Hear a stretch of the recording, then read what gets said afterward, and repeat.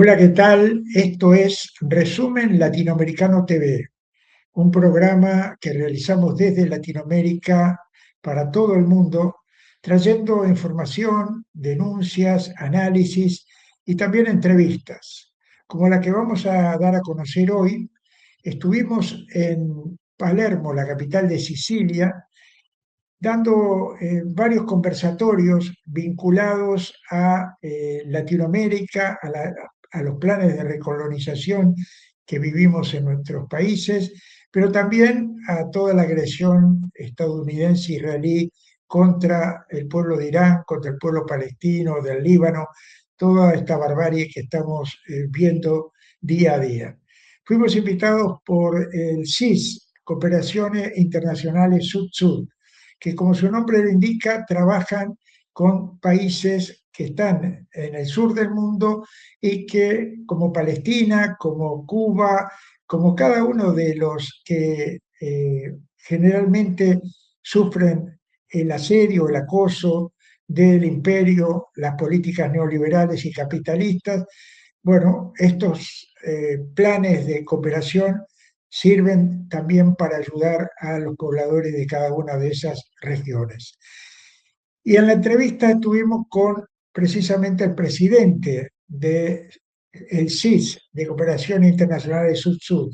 Se trata de Sergio Chipola, que es uno de los hombres que más ha trabajado, y este 40 aniversario que están celebrando actualmente lo indica, con la idea de estar dando a conocer precisamente las realidades de esos países que tienen a la ONG como una parte importante de los acuerdos firmados. Vamos a hablar entonces con Sergio Chipola.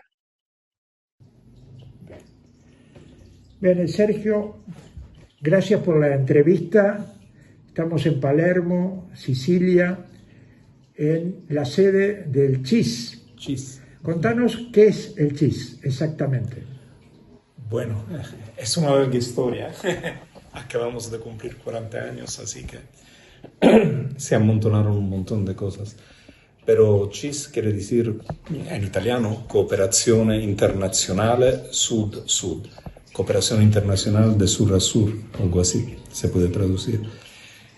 El CIS surge hace 40 años de la experiencia de unos compañeros, entre ellos yo, pero también con otros, que por distintas razones y con distintos enfoques seguramente, pero todos llegábamos de la experiencia de la solidaridad internacional, o mejor, como se decía entonces, internacionalista, que me gusta mucho más que internacional. Y bueno, en Italia ya había bastante experiencia en este sentido de organizaciones de este tipo, pero en el sur de Italia prácticamente casi no existía nada. O sea, las organizaciones que había en este entonces eran todos en el centro y norte de Italia. Casi algo ridículo. Imagínense que una pequeña ciudad del norte de Italia como Padua, para hacer un ejemplo, tenía alrededor de 25 o 30 organizaciones en todo el sur de Italia, desde Nápoles para abajo, o sea, quiere decir más de la mitad de la población italiana, había una organización en todo.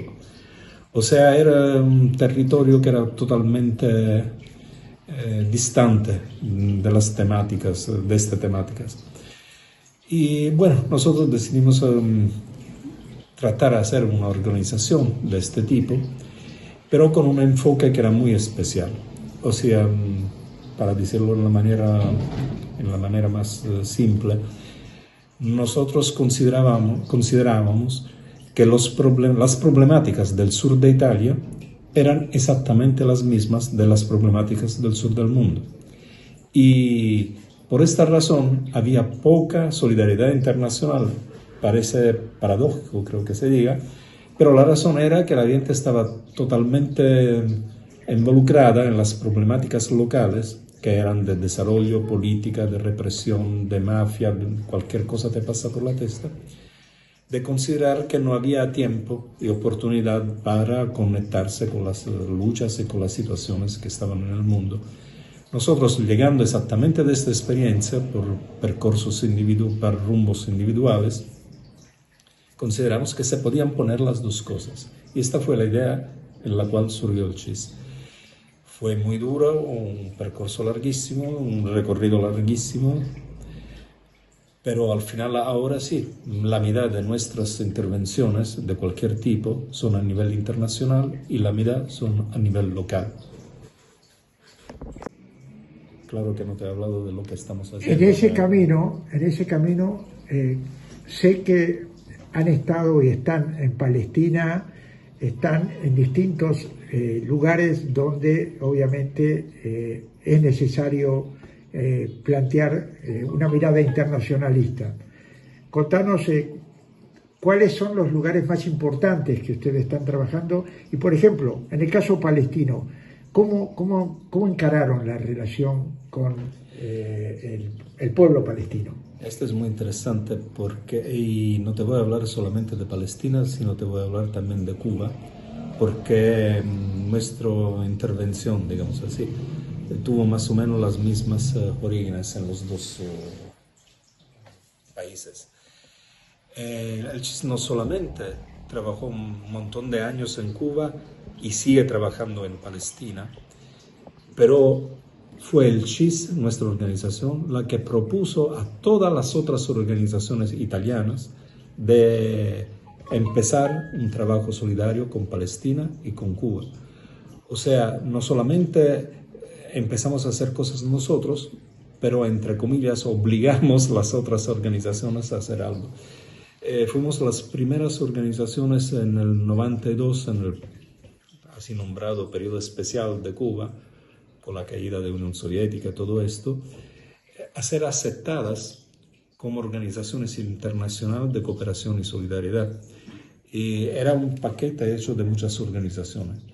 Y me acuerdo muy bien que la primera reunión para organizar todo esto con el embajador cubano se hizo aquí en Palermo, en nuestra oficina, con el embajador cubano y las otras organizaciones, porque Cuba no tenía experiencia ni le gustaban demasiado las organizaciones, las ONGs. Las ONG, justamente, puedo añadir. Bueno, en Palestina pasó algo parecido, pero antes. Empezamos en 1988 con nuestra primera intervención. Convencemos un buen número de organizaciones italianas a hacer proyectos, pero a diferencia de las otras, el CHIS nunca se ha salido de Palestina. Así que desde 1988 hasta la fecha actual, siempre hemos tenido nuestra intervención, proyectos solidarios y todo esto. En Palestina en general, en la Franja de Gaza, desde el 1994 hasta ahora. O sea, serán más o menos 35 años en Palestina y 30 años en...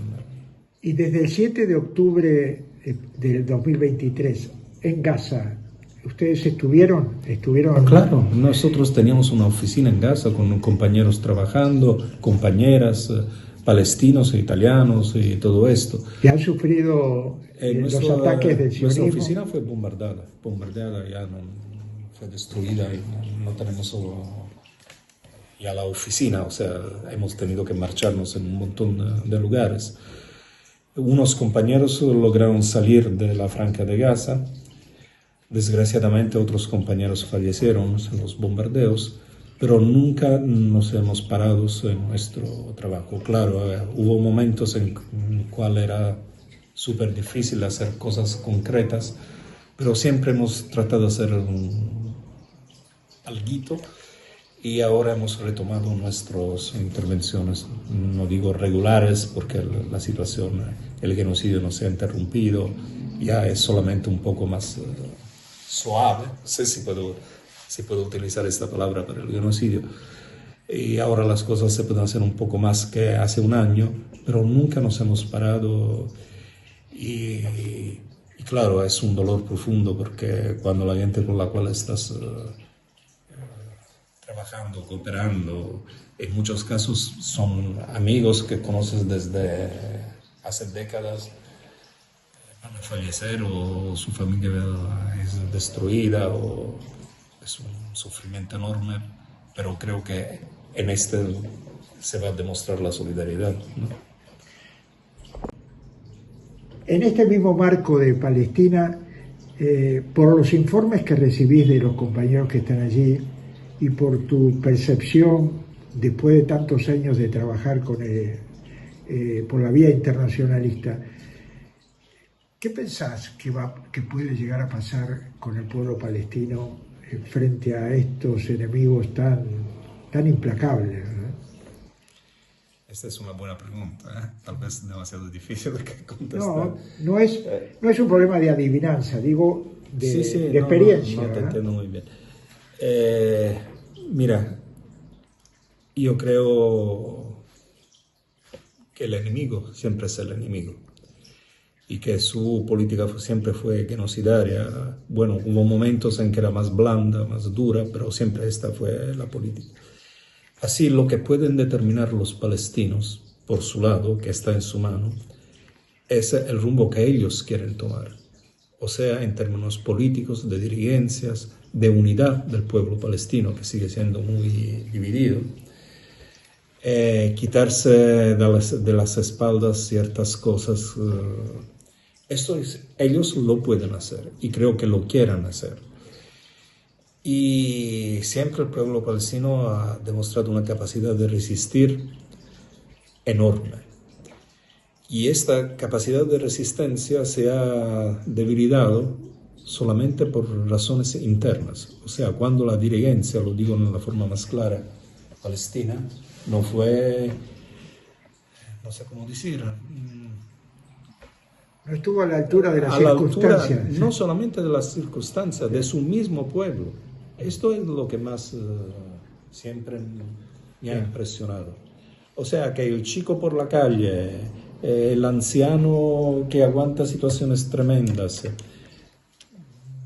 la persona que hace todo su trabajo muchas veces tienen un nivel de conciencia y de identificación con la resistencia más alto que ciertas partes de la cúpula, digamos así. Entonces yo creo que esto lo van a solucionar, porque todo el mundo ha entendido que esto se necesita. Y esto va a fortalecer el pueblo palestino de una forma enorme, este cambio, una unificación, pero no con palabras de orden las más bajas, pero sino las más altas. Y en este sentido yo tengo muy buenas esperanzas. Claro que enfrente hay un enemigo que no es solamente Israel, son Estados Unidos, son muchos países europeos que en una forma u otra están respaldando los genocidarios. Así que cuando se tienen enemigos así, uno nunca puede estar cierto que vas a ganar o que vas a tener la capacidad de resistir. Pero si hay un pueblo sobre el cual se puede apostar, es el pueblo palestino. Lo mismo sentirás con Cuba. Sí, lo mismo pasa con Cuba. Yo creo que con la muerte de Fidel se ha abierto un problema tremendo y tiene un desafío enorme Cuba de exprimir una dirigencia que sea a nivel de la que ha tenido. Y siendo que la que ha tenido son personas como Fidel, el Che y todos los demás compañeros, es muy difícil. Pero yo creo que también Cuba, bueno,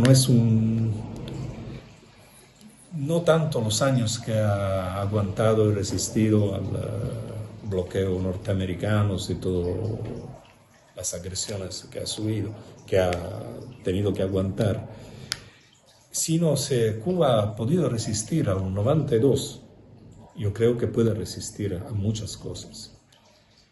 Pero la diferencia es que en el 92 todavía estaba viva y presente una dirigencia. La vieja guardia. La vieja guardia, para decirlo en estas palabras, que ahora no sé, no quiero ser pesimista o negativo, no tengo las ideas suficientemente claras, pero creo que esto es el desafío, que la dirigencia actual de la Revolución Cubana resulta al nivel de la que ha habido antes. Y en este caso creo que sí puede resistir.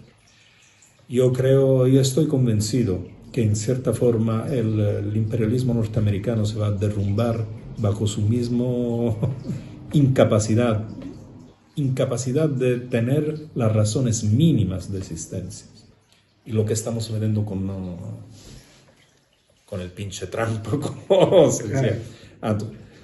Si tú pones un loco allá, esto es un problema también para ti. Y significa que tu debilidad es tan grande que ni logras tener era más peligroso un Obama que un Trump. No sé si me explico. Sí, sí, sí, te explicas perfectamente. Y siguiendo con Cuba, ¿cómo ayudan ustedes a Cuba? ¿Cuál es el nivel de la cooperación con Cuba en este momento? Bueno, en este momento desgraciadamente se ha bajado muchísimo porque desde el 1992 que estaba hablando hubieron alrededor de 10 o 20 años en los cuales la cooperación y la solidaridad que se mezclaban, o sea, muchas veces los proyectos de cooperación estaban apoyados por la solidaridad internacionalista, así que las dos cosas se mezclaron totalmente. Digamos, entre 15 y 20 años subió muchísimos. Había como una línea de subida. En los últimos más o menos 10 años se ha bajado mucho. Yo creo también por las razones de las cuales estábamos comentando antes. Bueno, a pesar que yo soy un dirigente de una ONG, o por lo menos lo que antes se llamaba ONG, nunca nos ha gustado este nombre, pero para entendernos. Yo estoy totalmente de acuerdo con ciertos compañeros cubanos que dicen que la cooperación internacional es muy peligrosa. ¿Por qué? Porque una cosa es la cooperación de los solidaristas, de los internacionalistas, que no te pone vínculos, o sea, dices yo te apoyo, pero las decisiones sobre tu país, sobre tu política, tienes que tomarla tú. Otra cosa es una cooperación que te dice yo te ayudo, pero tú tienes que hacer mi idea de lo que se tiene que hacer. Que esto pasa obviamente con la cooperación gubernamental, por ejemplo de la Unión Europea, que no acaso se llama vinculada a políticas, obviamente. Pero en muchos casos pasa también con la cooperación de las grandes, sobre todo de las grandes redes de ONG internacionales. Y lo que hace la diferencia es la capacidad de la dirigencia cubana de aceptar, porque se necesita la cooperación, pero sin permitir que esto cambie las políticas de Cuba. O sea, esto no quiere decir que las políticas en Cuba no tienen que cambiar, pero esto quiere decir que tienen que decidirlo los cubanos, que es cosa muy distinta. Siempre necesitamos cambiar.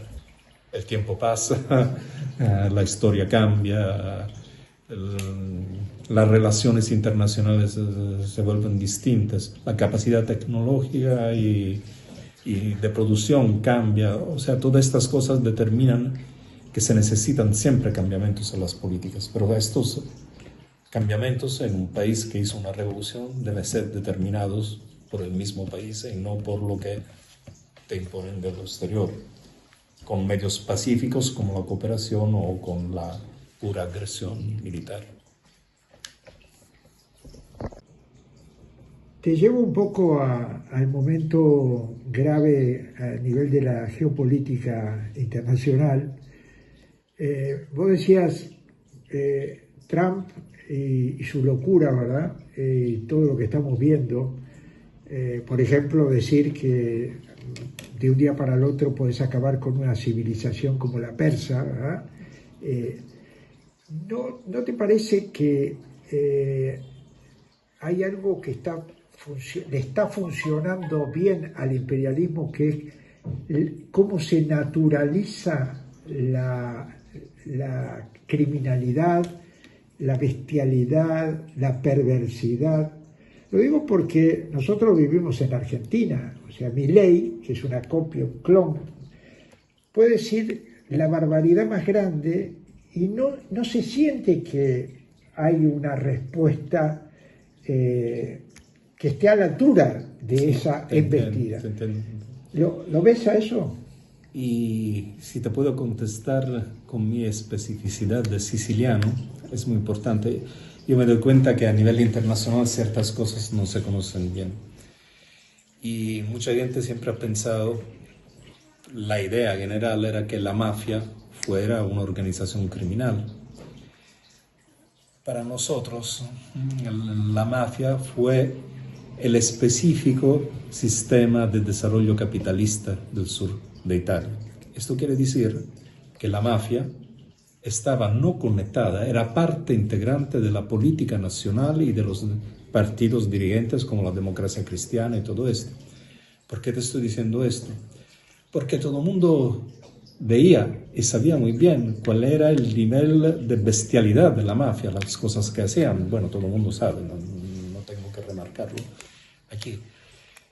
Pero los partidos que estaban totalmente involucrados con la mafia y que todo el mundo sabía que estaban involucrados, seguían teniendo aparentemente un apoyo popular. O sea, estas cosas pasan porque la capacidad de chantaje, la capacidad de imponerse, hace ver muchas veces una fuerza de un Milei, de un Trump o de los políticos mafiosos italianos de estos entonces y en parte también de ahora, que no es una fuerza real.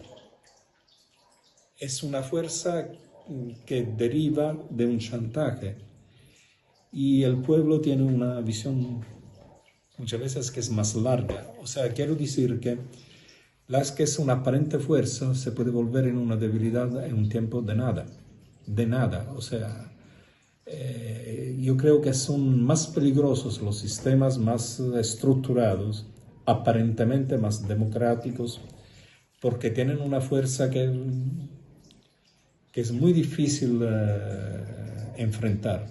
Pero este tipo de sistemas fundados en el salvajismo, en la locura, porque no se puede decir nada más que esto de un Milei, de un Trump o de las cosas que pasaban aquí,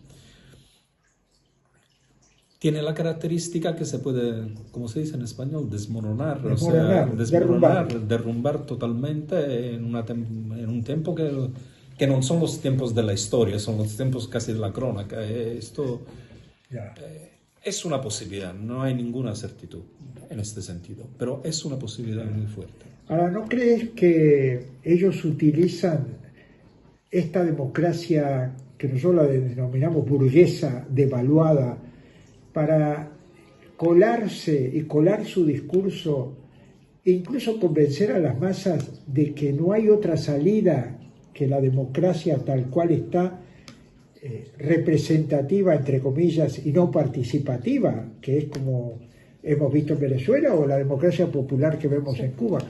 Ellos no utilizan ese elemento para convencer a las masas de que mejor ese es el camino. Sí, seguramente sí, utilizan este elemento, pero no tenemos que olvidarnos que ellos no son capaces de dar ninguna respuesta concreta y positiva a las necesidades del pueblo, de la gente y del pueblo. Así que pueden decir ciertas cosas, hacer ciertas cosas, no sé, por 1 año, por 2 años, por 5 años, tal vez por 10 años, pero al final no están en condiciones de dar ningún tipo de respuesta. Y esto determina una caída que es inevitable. ¿Qué pasó con el fascismo en Italia? Todo el mundo parecía fascista. En 3 años no había un fascista ni en buscarlo con la linterna. No, me gusta recordar esto porque casi estamos al 25 de abril, que es la fiesta de la liberación nacional. Mi papá fue partisano, así que... Claro, pero ustedes los italianos lograron algo que no se logró en otros países, salvo Alemania en el caso de Hitler, que no se sabe si lo mataron o se suicidó, pero ustedes hicieron justicia popular con Mussolini, que es lo que quisiera mucha gente en el mundo hacer con algunos asesinos y dictadores, ¿verdad? Eso deja una huella, eso deja algo como para reivindicar, ¿verdad? Sí, claro que también en Italia las cosas después ablandaron mucho. Claro. Y en el primer año después de la caída del fascismo se logró hacer un buen nivel de limpieza. No estamos hablando solamente de Mussolini, pero después la cosa se terminó y los fascistas que se habían salido por la puerta regresaron por la ventana y cosas así pasan, pero claro, esto dejó una huella. O sea, en Italia la resistencia es algo casi religioso, o sea, nadie lograron borrar esto en nuestra mente. Pero... Hablando del fascismo, hoy hay otro fascismo. ¿Qué comparación podemos hacer con el fascismo original, el de los años de la Segunda Guerra, con este fascismo que además es paradójico, pero los nazis perseguían a los judíos y hoy hay judíos que se reivindican casi como fascistas? Bueno, esto que para nosotros en Italia es un problema muy actual, teniendo los directos descendientes del partido fascista al gobierno. La Meloni llega directa del partido que ha surgido en el 1946 sobre las ruinas del partido fascista. Yo creo que no se tenga que hacer el error de considerar el fascismo en sus formas exteriores. El tiempo y la historia cambian las formas exteriores. O sea, el negro, ciertas palabras de orden, inclusive lo que estabas comentando tú, lo que pasa con los judíos. Los nazis que perseguían a los judíos en cuanto a judíos, ahora apoyan los genocidas israelíes. O sea, estas formas pueden cambiar. Lo que siempre se queda al fondo es la esencia del fascismo, que es la forma más brutal de aplicación de la idea capitalista, sin mediaciones, sin ablandamientos de ningún tipo. Esto es la idea de fondo. Y hace parte estructural de esta idea el racismo. El capitalismo no puede sobrevivir sin el racismo. Claro que las formas del racismo cambian. Había un racismo de la época colonial, un racismo de la época nazi, fascista. Ahora el fascismo utiliza otra forma de racismo, la idea fija que tienen sobre los migrantes. A pesar que obviamente los migrantes sean una fuerza de desarrollo de los países capitalistas. En Italia sin migrantes faltarían no sé cuántos millones de trabajadores que son necesarios porque son trabajadores baratos. Bueno, el fascismo ahora es racista contra los migrantes. Pero ¿por qué es racista contra los migrantes? Exactamente por la misma razón del colonialismo, que siendo racista puede mantener los migrantes a nivel de vida tan de inframundo que los salarios son bajos, son pagados al negros y esto ayuda al sistema capitalista. Así que no tenemos que concentrarnos en las formas exteriores en cual se presenta el fascismo, sino andar buscando siempre este núcleo oscuro que se presenta siempre y de continuo. Estados Unidos, ciertas ideas que estaban en Estados Unidos al tiempo de la Segunda Guerra Mundial y de la lucha al nazismo, eran exactamente las mismas del nazismo. Bueno, hubo un enfrentamiento de tipo imperialista entre imperios, pero los mismos soldados negros que se enviaban a combatir el nazismo para la libertad, en su país eran objeto de racismo, de limitaciones tremendas, no tenían ningún derecho. Siempre tenemos que pensar esto. Gracias, Sergio. Gracias a ti. Un gusto estar contigo.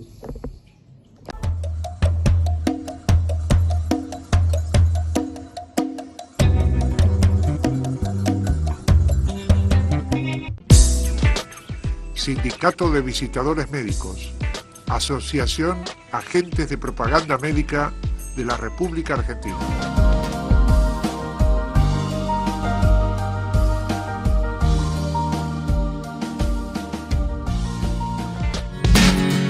Asociación de Trabajadores del Estado, Central de Trabajadores Argentinos.